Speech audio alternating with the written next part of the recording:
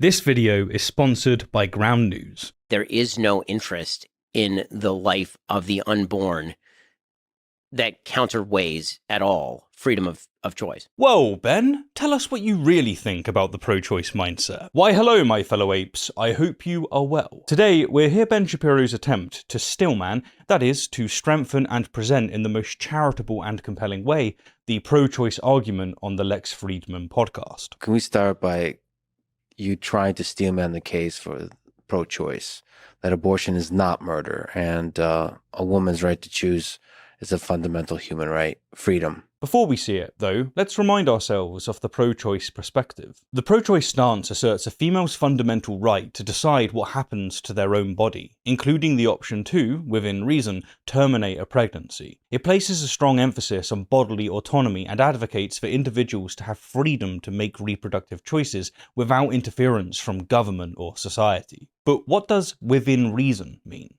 Well, just as most pro-gun supporters acknowledge certain limitations, such as background checks or restrictions on certain types of firearms, similarly, most pro-choice advocates support restrictions on abortion access after a certain period of gestation. Basically, like pretty much any view, it's nuanced. Alright, with that on the table, let's hear Ben Stillman. So I think that the only way to steelman the pro-choice case is to, and be ideologically consistent, is to suggest that there is no interest in the life of the unborn that counterweighs at all freedom of choice.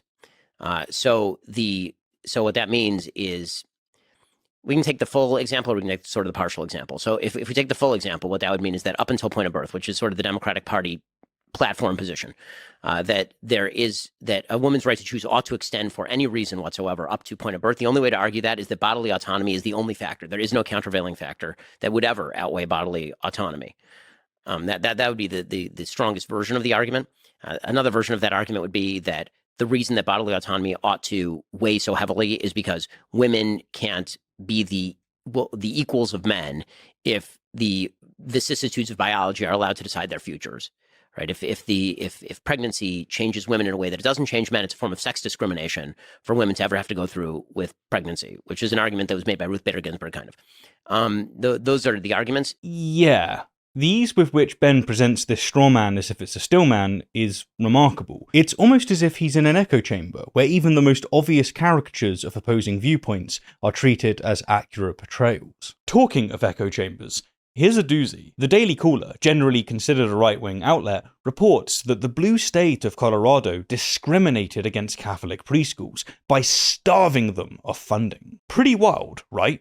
Mainstream religion is under attack. Whereas Colorado Public Radio, generally considered a left-wing outlet, states a judge has ruled that Colorado's Catholic preschools can consider religion for enrollment in state program, but can't exclude LGBTQ families. Now that's quite a different picture, ain't it? So, which is it? This is where my daily dose of Ground News works its magic. Ground News is a website and app that effortlessly compares related news articles across the political spectrum, delivering the story and facts unfiltered, all in one place. Straight away we get the gist. Catholic schools can't be blocked from public preschool programs for favouring Catholic applicants. Ground News has compiled 9 sources on this, and we can easily see that it's mainly being covered by right-wing sources, making this a potential blind spot for the left. This is accompanied by their factual reliability and ownership, which provides additional context into why the language is being framed a certain way. Per what the Colorado Public Radio says, schools can discriminate based on religion, but not on other protected characteristics like gender identity and sexual orientation. And as the Daily Caller expresses, Colorado did indeed withhold funds. So between the two, we get the picture. But on their own, they each spin a subtle but significantly different story. What I love about Ground News is that I can follow the news that's most important to me. Especially with elections approaching, I find myself following UK elections to get the most balanced information. If you want to be an informed citizen, I highly recommend checking out ground.news/rationality and see it for yourself, or simply scan the code on screen. Don't let media bias fool you. Get the full picture with Ground News. Thanks. Getting back to Ben, there's a lot to chew on. In his Stillman, he makes several claims about the pro-choice position, Let's first identify them, and then later we'll break them down. Firstly, Ben asserts that the pro-choice case, to be ideologically consistent, must suggest that there is no interest in the life of an unborn that counterweights freedom of choice.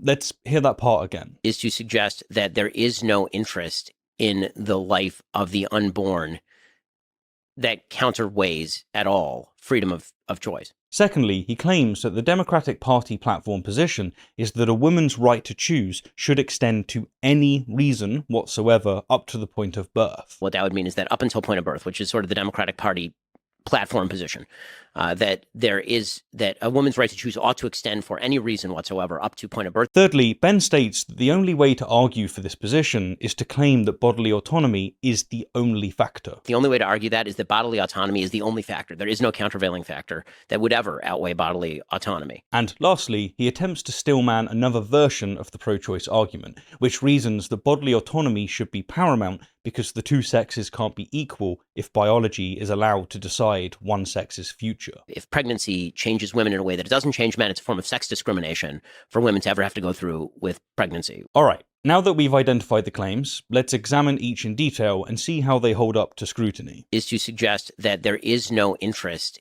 in the life of the unborn that counterweighs at all freedom of choice. Yeah, we're not really starting off strong here. This first claim from Ben is a gross misrepresentation of the pro-choice position. He asserts that to be ideologically consistent, pro-life advocates must argue that there is no interest in the life of the unborn that counterweights freedom of choice.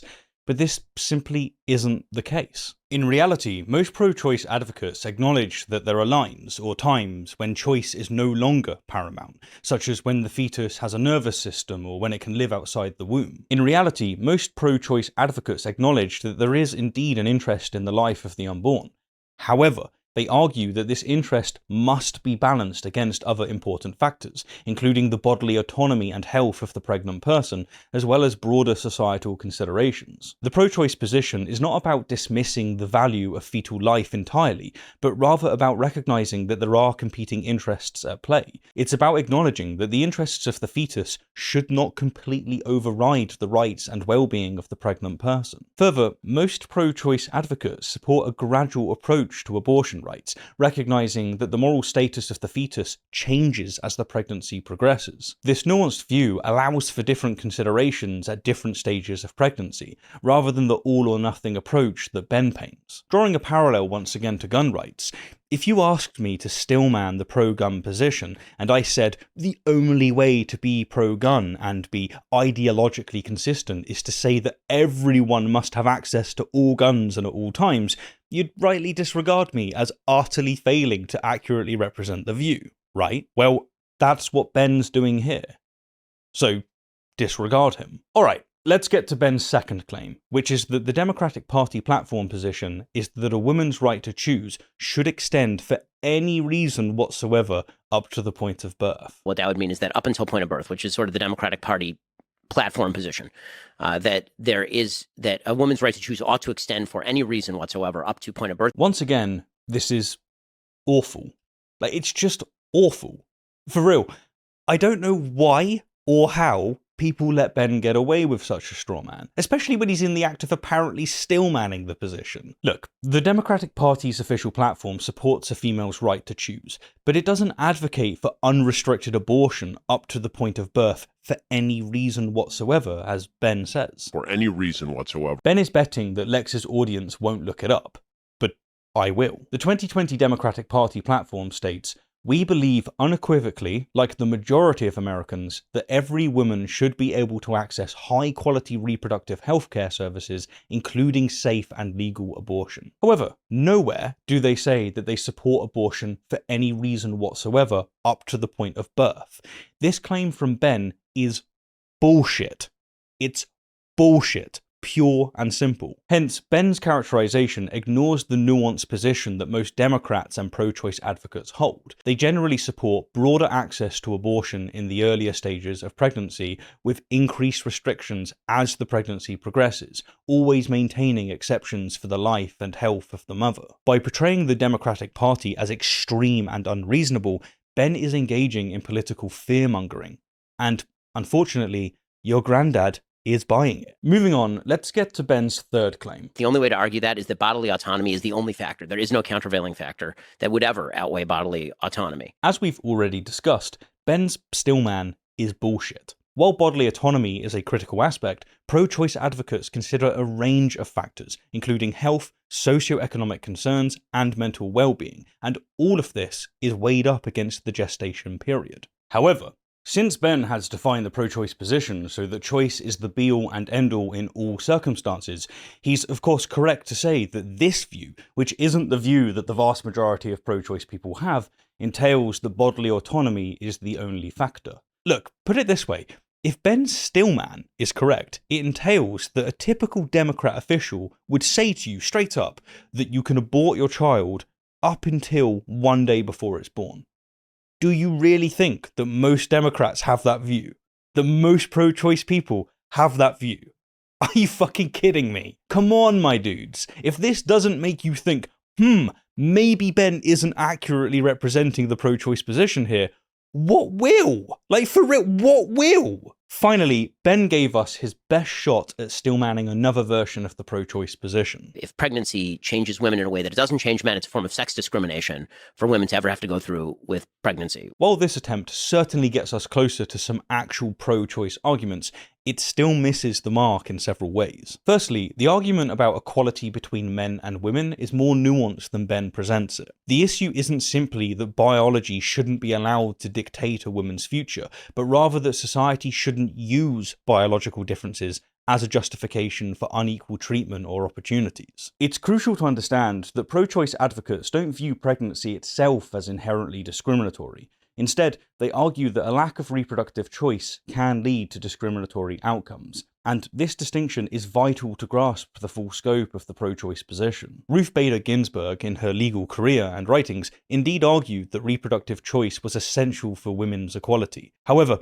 her argument was more sophisticated than Ben's summary. In her 1993 confirmation hearing to join the Supreme Court, Ginsburg wrote, "The decision whether or not to bear a child is central to a woman's life, to her well-being and dignity. It is a decision she must make herself. When government controls that decision for her, she is being treated as less than a fully adult human responsible for her own choices." Ginsburg's point wasn't that pregnancy itself is a form of sex discrimination, as Ben implies. Rather, she argued that denying women control over their reproductive lives effectively relegates them to second-class citizenship, impacting their ability to participate fully in society, education, and the workforce. As a society, as humanity, we could uphold what she wanted by saying, okay, women get access to all of the birth control. Now the power's in their hands. And we can draw lines as and when the fetus develops to a certain degree, which is the pro-choice position. By my lights, then, Ben again fails to engage with the full breadth and depth of pro-choice reasoning. He isn't stillmanning his opposition here. He isn't getting into their heads, understanding their values and appreciating their goals, let alone presenting their positions as maximally charitable as possible. On the contrary, his making out that the most extreme renditions of views that he opposes are mainstream is a common tactic in debates, but it doesn't contribute to a meaningful dialogue. A true stillman of this aspect of the pro-choice position would look something more like this. Pro-choice advocates contend that society has a responsibility to ensure that sex differences don't result in systemic discrimination, and by enabling reproductive choice, we allow all to have equal control over their lives, careers, and futures, thus promoting a more equitable society. Or, if you want the more provocative version, we can quote Florence Kennedy. If men could get pregnant, abortion would be a sacrament. So, wrapping up, Ben's attempt to stillman the pro-choice position falls short in several ways. Instead of presenting the strongest possible version of pro-choice arguments, he offers a series of oversimplifications and mischaracterizations that fail to capture the actual pro-choice stance. His portrayal of the pro-choice position as disregarding any interest in fetal life, supporting unrestricted abortion until birth, relying solely on bodily autonomy, and making simplistic equality arguments is an act of strawmanning. not stillmanning. Again, these misrepresentations make it easier for Ben to argue against the pro-choice position, but they do a disservice to the actual debate. A genuine stillman of the pro-choice position wouldn't focus on extreme renditions, but rather tackle the mainstream, and it would do so while acknowledging the various factors considered by pro-choice advocates, including bodily autonomy, health concerns, socioeconomic factors, and equality issues. It would recognise the nuanced approaches many pro-choice advocates take, often supporting a graduated system of abortion rights that balances various interests as pregnancy progresses. By failing to engage with the actual complexity of pro-choice arguments, Ben misses an opportunity for a more productive dialogue on this contentious issue. Real progress in the abortion debate requires willingness to understand and accurately represent opposing views, even if we ultimately disagree with them. Anyhow, as always, thank you kindly for the view, and an extra special thank you to everyone who supports the channel, which includes, of course, Ground News, which you can check out via the pinned comment below, or indeed the QR code on screen. Thank you, really appreciate it. I cannot do this without you. Thanks.